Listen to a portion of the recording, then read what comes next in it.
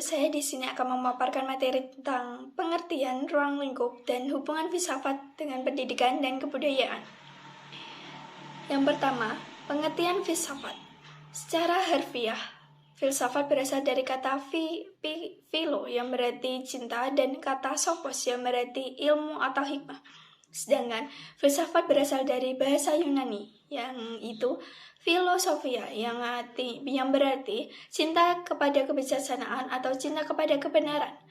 Filsafat secara sistematik adalah cinta terhadap pengetahuan dan kebijaksanaan. Dengan demikian, filsafat adalah suatu kegiatan atau aktivitas yang menempatkan pengetahuan atau kebijaksanaan sebagai sasaran utamanya. Yang kedua yaitu pengertian kebudayaan. Menurut Mukti Ali, kebudayaan merupakan budidaya tingkah laku manusia. Sedangkan menurut Ghazalbal, kebudayaan merupakan cara berpikir dan cara merasa atau kebudayaan batiniah yang menyatakan diri dalam seluruh segi kehidupan sekelompok manusia yang membentuk kesatuan sosial dalam suatu ruang dan satu waktu. Menurut Taylor, kebudayaan adalah suatu keseluruhan kompleks yang meliputi pengetahuan, kepercayaan, kesenian, moral, keilmuan, hukum adat istiadat, dan kemampuan yang lain, serta kebiasaan yang didapat oleh manusia sebagai anggota masyarakat.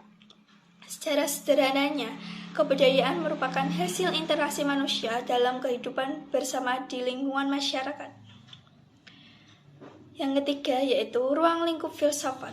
Ruang lingkup filsafat adalah segala sesuatu lapangan pemikiran manusia yang amat luas atau komprehensif. Segala sesuatu yang mungkin ada dan benar-benar ada, baik material konkret maupun non-material abstrak. Jadi, objek filsafat itu tidak terbatas. Secara khusus, yang menjadi ruang lingkup filsafat pendidikan meliputi: yang pertama, merumuskan secara tegas sifat hakikat pendidikan. Yang kedua, merumuskan sifat hakikat manusia sebagai subjek dan objek pendidikan. Yang ketiga, merumuskan secara tegas hubungan antara filsafat pendidikan, dan agama dan kebudayaan. Yang keempat, merumuskan hubungan antara filsafat pendidikan, dan teori pendidikan. Yang kelima, merumuskan hubungan antara filsafat dengan negara, filsafat pendidikan, dan politik pendidikan. Yang keenam, merumuskan sistem nilai norma atau isi norma pendidikan yang merupakan tujuan pendidikan. Will Durant dalam Hamdani Ali membagi ruang lingkup filsafat menjadi 5, yaitu logika, estetika, etika, politik, dan metafisika. Yang keempat, hubungan filsafat dengan kebudayaan. Hubungan filsafat dengan kebudayaan itu berkaitan dengan cara berpikir sistematis, universal, dan berpikir secara sampai pada akarnya yang berujung pada sikap jiwa seperti sikap hidup dan pandangan hidup serta tujuan hidup.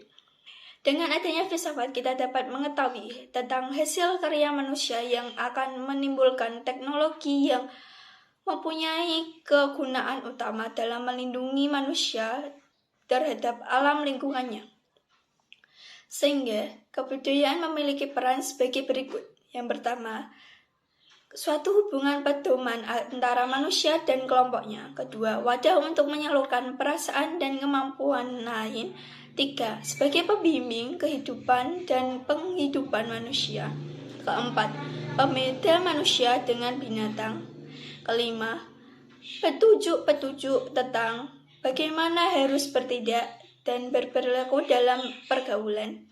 Keenam, peraturan agar manusia dapat mengerti bagaimana seharusnya bertindak, berbuat, menentukan sikapnya jika berhubungan dengan orang lain. Ketujuh, sebagai modal dasar pembangunan. Yang kelima, hubungan filsafat dengan pendidikan. Filsafat mempunyai hubungan yang erat dengan pendidikan, baik pendidikan dalam artian teoritis maupun praktik. Setiap teori pendidikan selain didasari oleh suatu sistem filsafat tertentu yang menjadi landasannya. Hubungan filsafat dengan filsafat pendidikan dapat dirumuskan sebagai berikut. Yang pertama, filsafat mempunyai objek yang lebih luas sifatnya universal, sedangkan filsafat pendidikan objeknya terbatas dalam dunia filsafat pendidikan saja. Yang kedua, filsafat hendak memberikan pengetahuan atau pemahaman yang lebih mendalam dan menunjukkan sebab-sebab tetapi tidak begitu mendalam. 3. Filsafat memberikan sintesis kepada filsafat pendidikan yang khusus, mempersatukan dan mengkoordinasikan. 4. Lapangan filsafat mungkin sama dengan lapangan filsafat pendidikan, tapi sudut pandangannya berlainan. Terima kasih. Sekian dari saya. Apabila ada salah kata, saya mohon maaf. Wassalamualaikum warahmatullahi wabarakatuh.